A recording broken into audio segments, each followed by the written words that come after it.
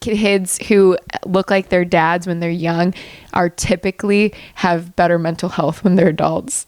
On the topic of lists, we've got one for you this week of traits that you more commonly either inherit from mom or dad. And I thought, like, I researched this morning. I thought that it was just a given that, like, the firstborn daughter looks like their dad. Like, that's not true, but it is true. Well, I was reading a thing on where it says that, like, the tip of the nose, around the mouth, the cheekbones, and the inner eye, when you're a kid, all look like dad because, and this is very old wives' tale-y, because it said because when the kid, like, when the dad sees himself more in the kid, they have higher, like, rates or higher predictability, the higher likelihood of sticking around to parent if the kid looks like them.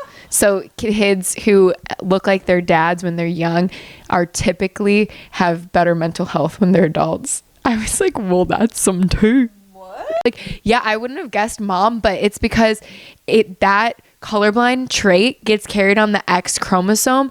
It can get counteracted by another X chromosome. So girls, it doesn't show up very often because both X chromosomes would have to have it. For a guy, just the one X has to have the colorblind gene. So that's why we always I associate being colorblind with men, for sure.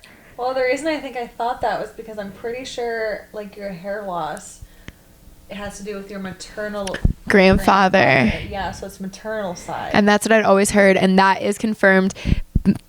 Baldness is inherited from mom if it's not environmental, which stress and poor eating and all of that jazz. My hair is falling out like crazy. Like, oh, that is wild. Quarter amount of hair left. So I'm going to shove peas in my mouth and eat a lot of them and hope my hair comes back like Rapunzel.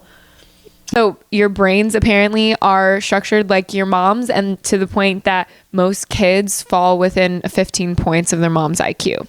So intelligence, moms, that's who we can blame.